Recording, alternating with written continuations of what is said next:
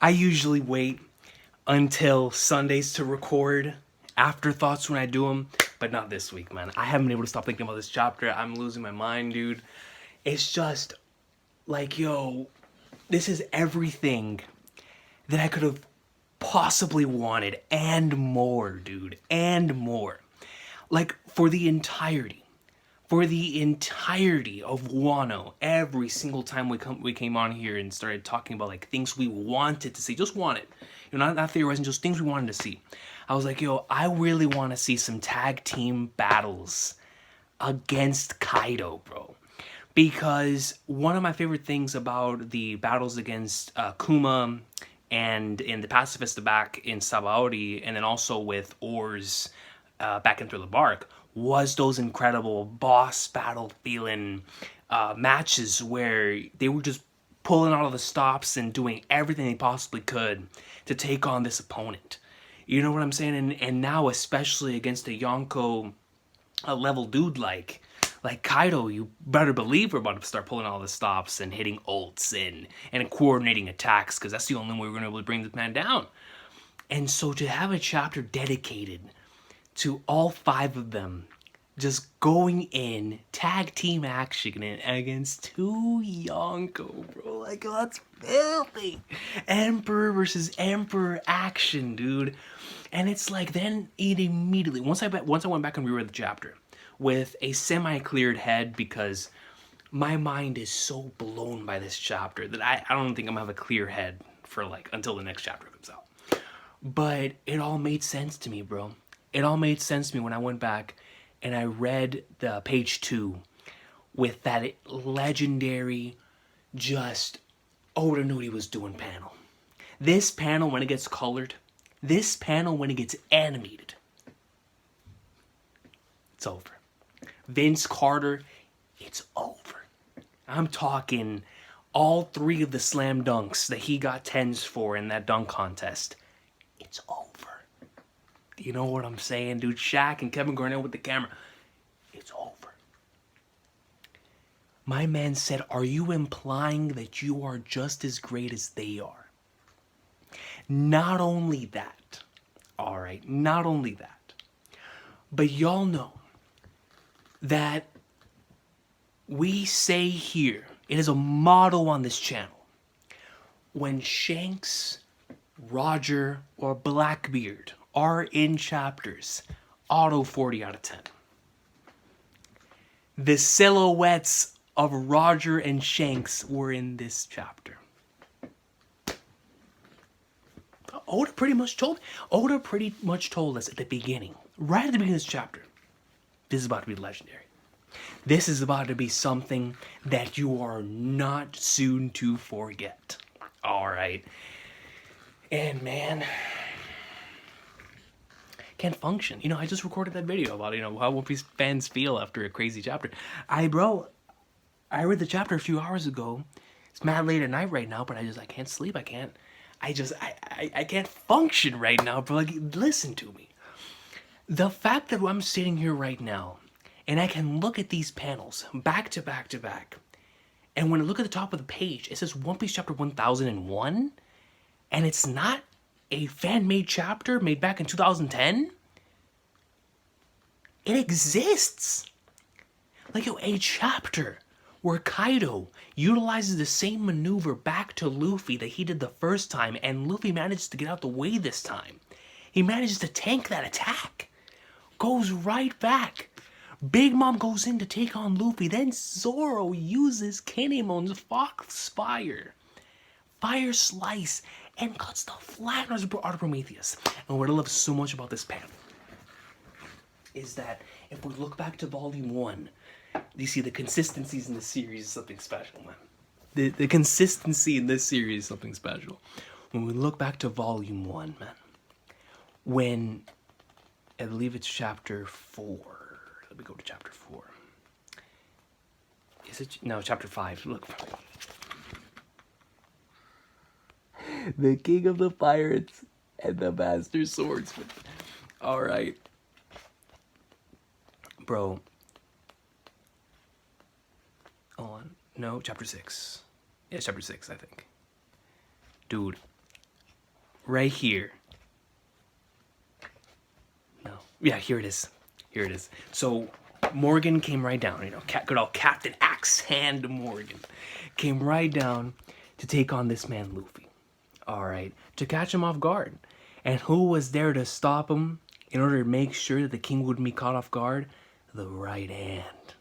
The man who's been there for him from day one to always tell him to tighten up when things are getting serious. And whenever he needs some sort of advice as a captain, he always got Zoro there in his corner for him, man. And it's been that way from jump. Always had him back to back. You know, a GOAT duo, man.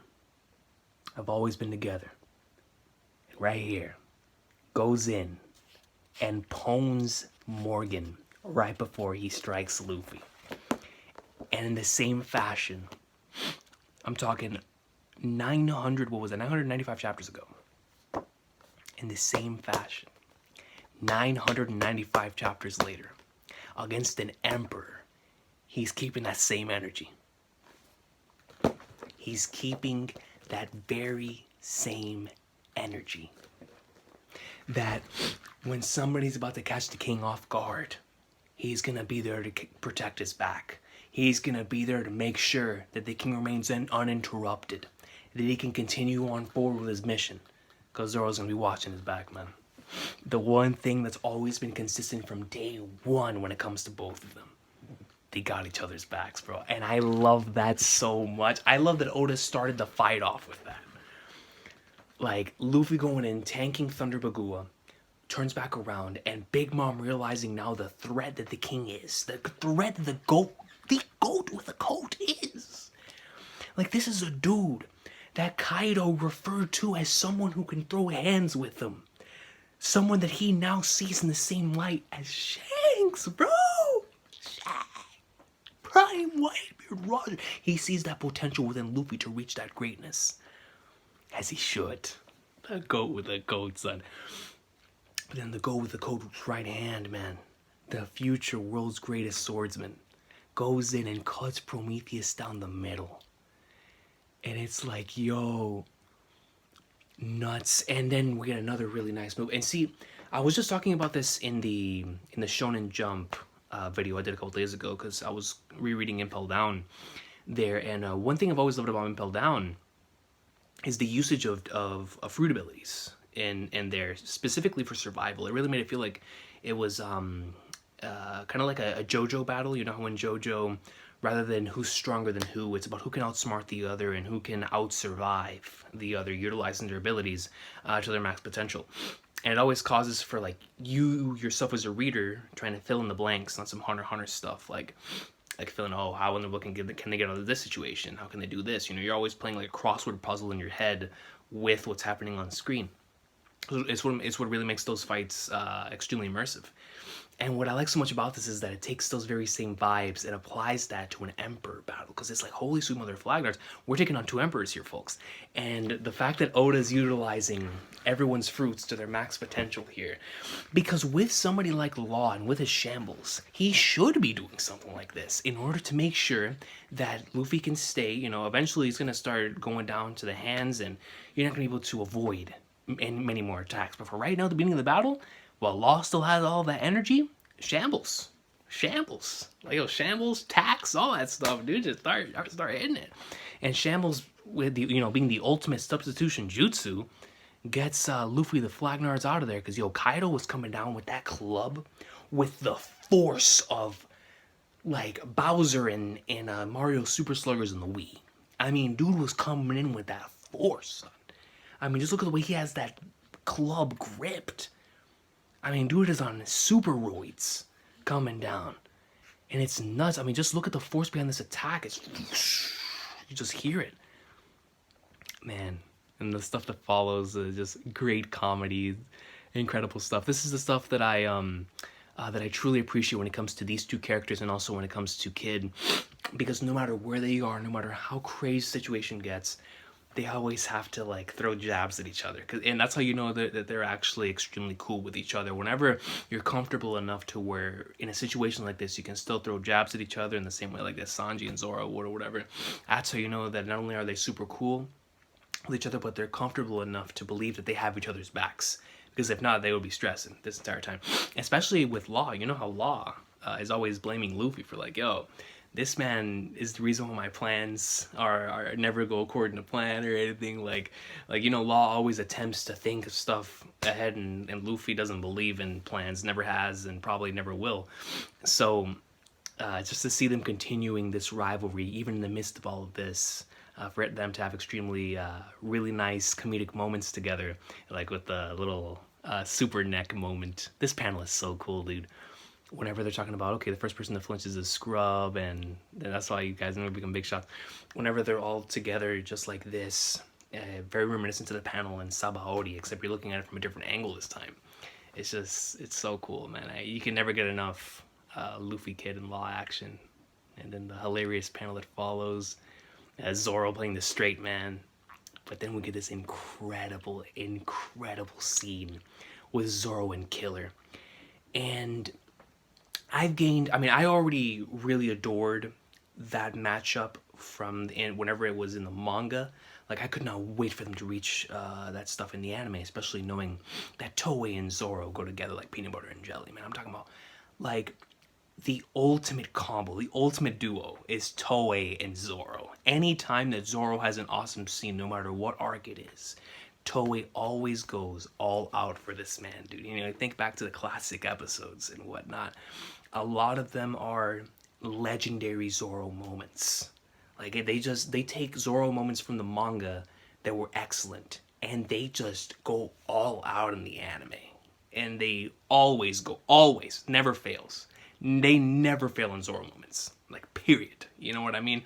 There's one thing that you can expect Toei to go in on, like something in their contract that they cannot break.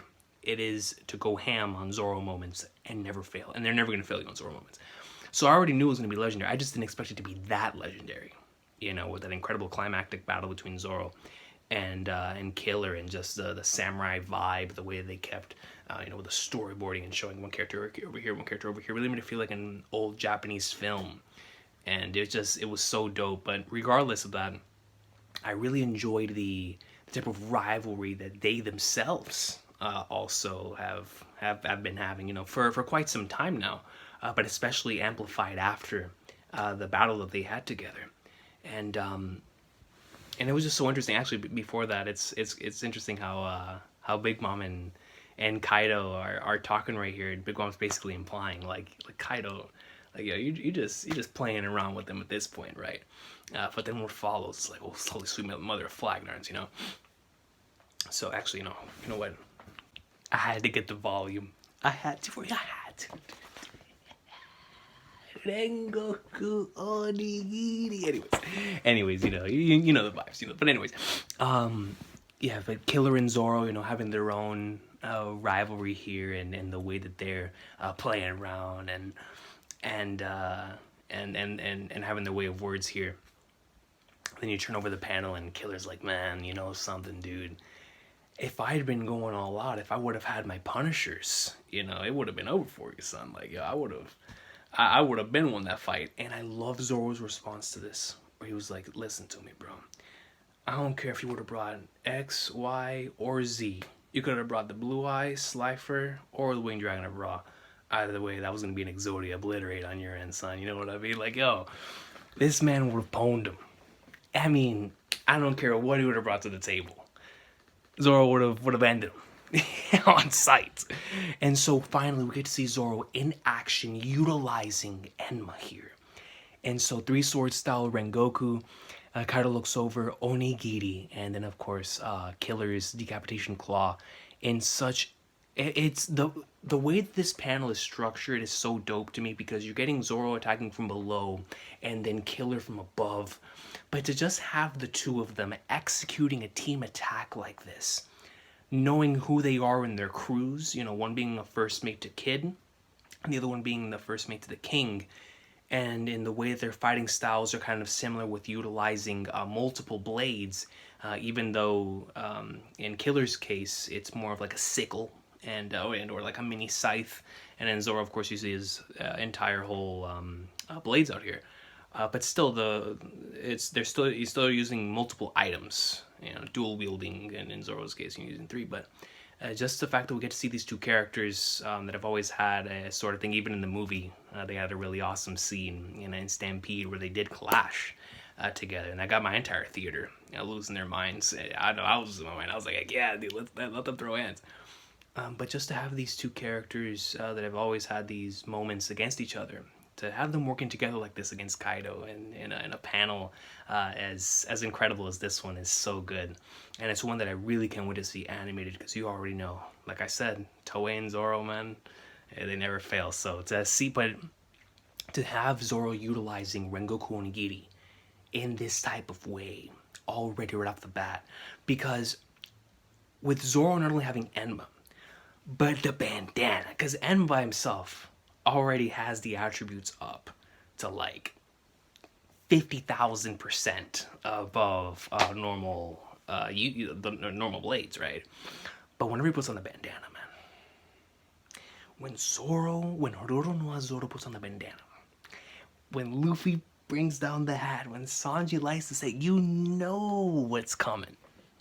You know, man. You know that attack power is at 100. And so to finally see the bandana and to finally see Enma in action, and to have Kaido tilt his head back, come back and be like, yo, as expected. It's like, it's not only a testament to Kaido's greatness and the fact that he was able to tank that attack, but it's also so dope for Zoro and Killer to see, like, sweet mother of Flagnards. Like, yo, that was fire. Like, that was fire. Like, yo, we got respected by Kaido here, man.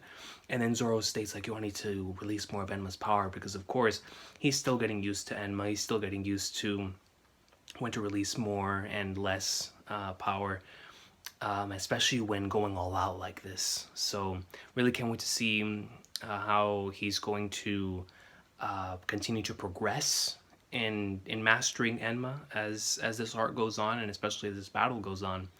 So that's going to be very interesting to see. I can't wait if we get to another one of those moments, like the one that they just recently covered in the anime, where he uses a little too much of his power and ends up like cutting off the entire cliff.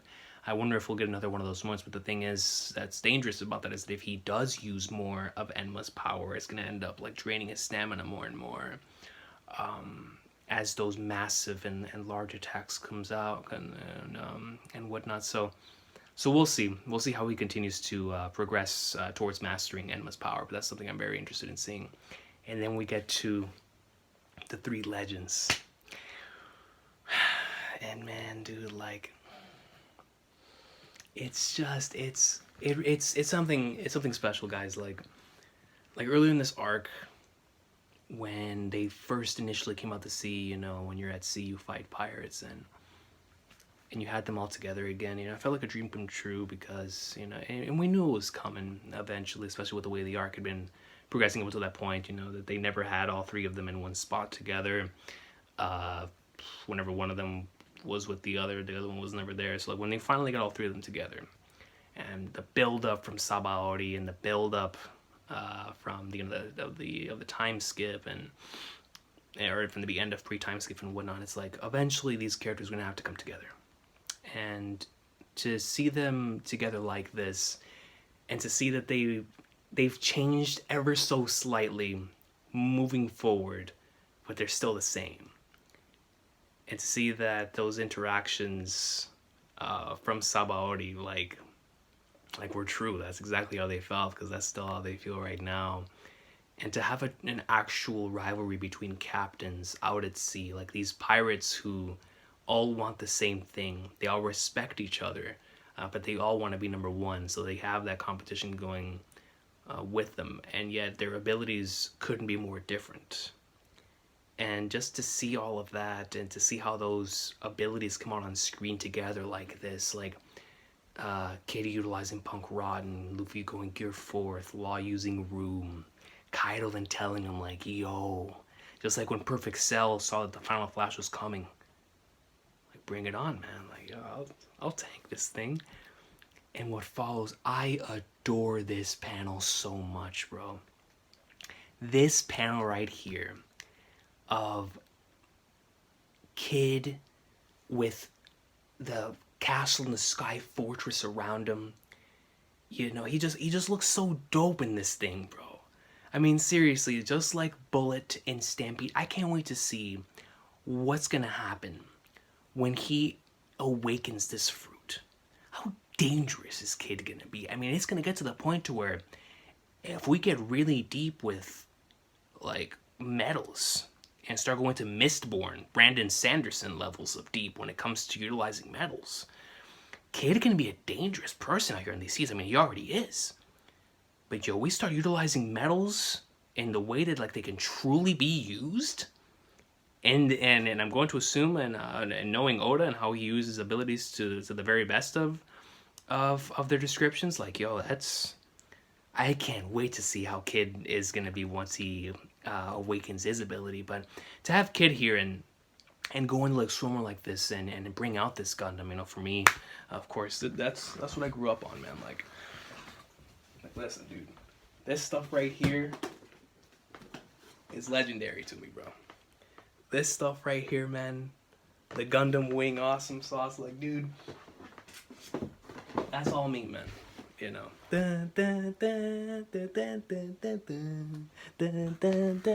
like, man, there was nothing cooler except for Dragon Ball, you know, and Dragon Ball and Cloud, but there was nothing cooler in those days, and The Rock, I guess, and Stone Cold and whatnot. But still, like, and in that time, one of the coolest things out there was the Gundams from Gundam Wing, man.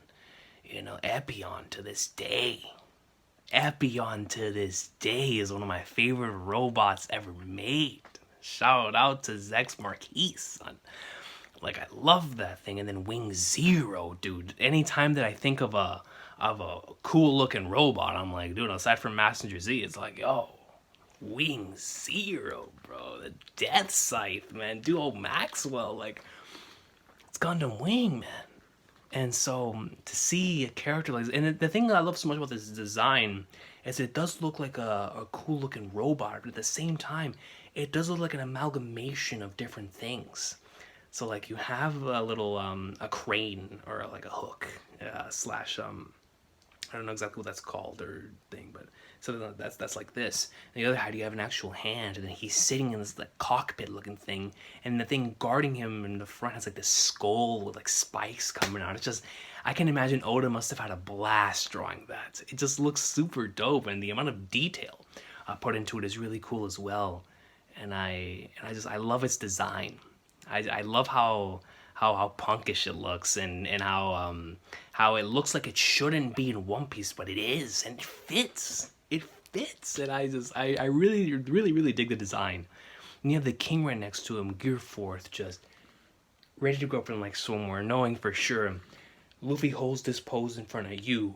You better look the other way, because you're about to get smacked. You're about to get smacked, son. You know what I mean? And then you have Law right next to him, chilling on top of the rock. Law's been doing a lot of chilling. But whenever you need him the most, Tacto, Room, Shambles. And I just, you know, Kaido continuing to have this mindset that he's had so far in this arc, and continuing to have this, like, cocky attitude. Like, whoa, okay. All right. They're kind of like little monsters. And he's like, yo, yeah, the kid's like, hey man, look, I know you're kind of tough, but we got something for you. You know, like, yeah, we got something for you.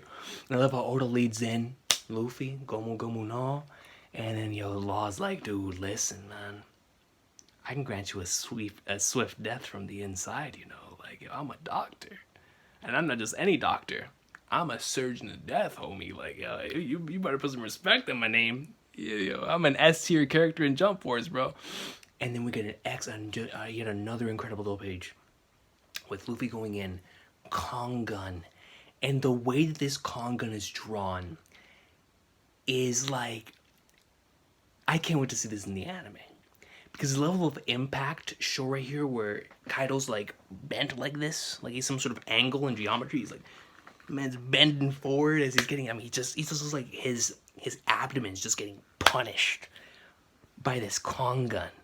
Goes right back, and then with symbols, Vice Punk, by this awesome looking machine, this Gundam, this man's project is just boom, claps Kaido in the middle, And then right after all of that, Law brings a whole bunch of boulders and just crushes them from below. I mean, it's just such a cool attack because you know that it's not intentionally coordinated, but it is coordinated. It's just Luffy, Law, and Kid trying to one up each other. But because they're trying to one up each other, they're working together. And so just the way that it comes off, the way that their attacks perfectly go off each other, like Luffy hit him in the abdomen to the point where like he leans over, then Kid comes over, dunk, and then while he's like recovering from all of that, that's when Law comes down and brings everything on top of him. It's just the team attacks in this chapter were so A1. And then don't forget about Big Mom, because she's on the way too. And then Kaido goes into dragon form. And then we get, like, dude, there were so many incredible dope spreads. There have been a lot of incredible dope spreads, man. But this one right here has to be among the best, dude. This dope spread to end chapter 1001 is special, bro. It is truly something special. I mean, when you have the mustache of my man Mr. Kaido flowing in the wind as he's in dragon state, happy as can be that he's fighting capable dudes that he can actually attempt to eliminate and not just break their spirit. Next to him you have Big Mom with the Broly eyes and her mouth wider than the Flagnards. I mean, she is hyped. Zeus is hyped. Napoleon is hyped. They're ready to fight, dude. They are ready to throw down on this rooftop, you know? Like, and just right there, we get to see the backs of these characters that we're following, the backs of the dudes who are gonna go up in the like swimwear. And it's just, I just love, I don't know, I don't know if I could put it into words, man. I really don't. Like, they all just look so dope here, and to have them all together after, in this chapter, they were separated, you know, doing their own thing, coordinated attacks in different ways, but to have them together like this, it reminds me whenever I was watching Stampede and I saw all the supernovas in front of a bullet, and I was like, yo, what a shot. And right here, we get to see it, but this time, Law's here, and we have Zoro here, bro. And it's like, dude, just, I love it. I love it. It's such a perfect panel to go on break to, because the level of hype is there. There's so many possible things that I can think of. It is the best panel that if Oda wanted to, you know, next chapter switch off to something else and not come back to this for a while, this is the best chapter to go off on, because what this chapter does is it's telling us they're about to clash right now.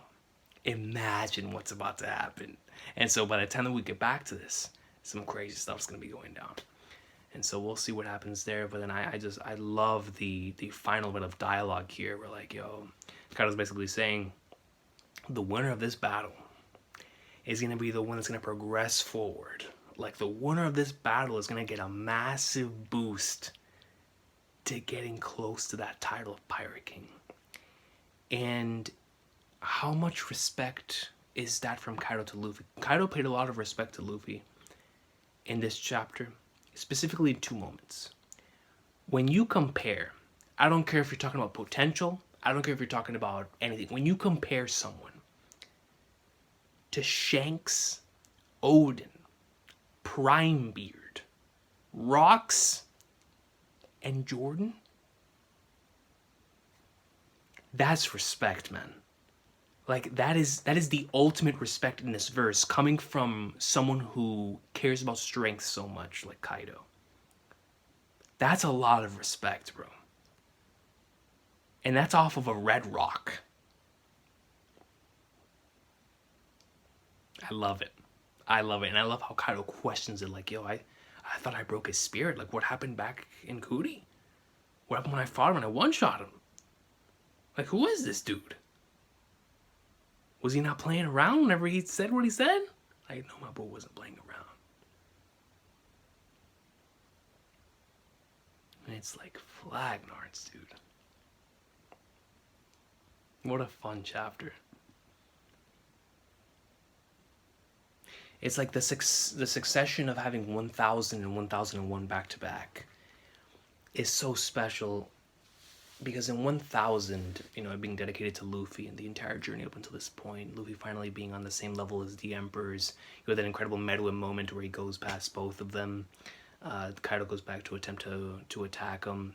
Gear third, you know, they all start going up in like so more. Luffy hits Red Rock and such an amazing looking panel, and actually damaging him. And to follow up that chapter, keeping us here, keeping us together with the rest of, or keeping us here with everything that's going on the roof, and not transitioning to anything else, but to keep us here, to keep the momentum flowing and moving, because Oda knows just how much. I mean, I can only imagine how much he's looking forward to drawing this, but he has to know how much we're looking forward to this too. And it's like, yo, before I switch to anything else, y'all gotta see the potential of stuff that's about to go down on this roof. And so to follow up 1000, which was already a legendary chapter, with another legendary chapter like this, because the thing is with this chapter, with what we got in 1001, it's not just an incredible action chapter with a lot of amazing art and really cool moves and coordinated attacks. This is a chapter that real deal showcases just how far we've come from the beginning of the series until now. You know, it's a chapter filled with moments that it kind of makes it hard to believe that it actually exists. It's one of those, I can't believe I'm actually reading this. Like, am I allowed to see this type of moments? Because it's one of those chapters where if you put it in a time capsule, you send it back a couple years, people would look at you like, yo, what is this? Like, there's no way this is gonna happen. And it's happening, man, right before our eyes. The battle that we talked about for so long, the battle that we speculated on and wanted to see, like, for so long. I remember we're like, yo, there's no way they're fighting Big Mom and Kaido. I was one of those people. I was like, yo, there's no way they're gonna fight both of them. Like, Big Mom's gonna have to be somewhere else, Kaido's gonna have to be somewhere else, but there's no way they can fight both of them at once. That's too much. And the fact that they're holding their own here at the beginning of this battle against Big Mom and Kaido is so awesome, dude. The fact that Kaido goes out of his way to show that second form of respect, where he says it'll be a shame to kill you all, but it must be done. It's gotta be done. Because in order for me to obtain my goal and what I'm trying to achieve, I need to eliminate the obstacle in front of me, which is y'all. Wow, man. Wow. I think the reason why this chapter impressed me so much, and the reason why, like all the greatness within the chapter aside, is that while I was out today, and I just could not wait to come home and read the chapter, I was like, yo, I'm gonna read something incredible today, but 1000 was so special that it's gonna be hard to get something, you know, on the same level as that. And so I was like, man, it's gonna be incredible, but it's gonna be 1000 incredible.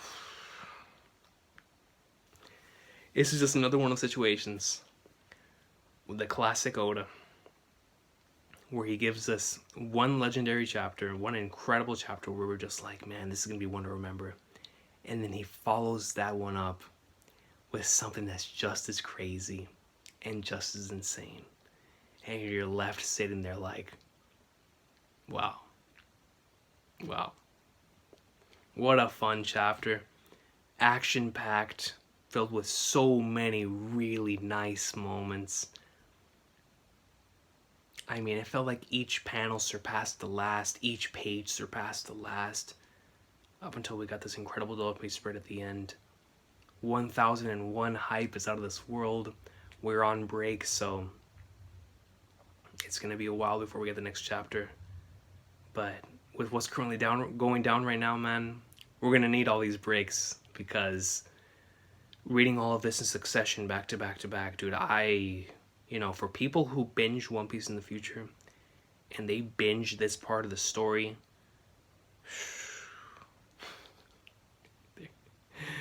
they're gonna be in for the time of their lives, man. I can't even imagine. But man, this has been the Afterthoughts. I really need to get some of this stuff off my chest, man. Like, I haven't been able to stop thinking about the chapter. And I was like, man, enough of me just sitting here. I'm gonna turn on the red button and get some of my thoughts out there. And then what I'll probably end up doing is just scheduling this so that it comes out on Sunday like a normal afterthoughts would. And we'll just do it that way. Because this chapter was awesome, man. Like, yo, this was a really, really, really good chapter. And it was just so much fun to read. Just everything flowed so well, and the amount of really special moments in it was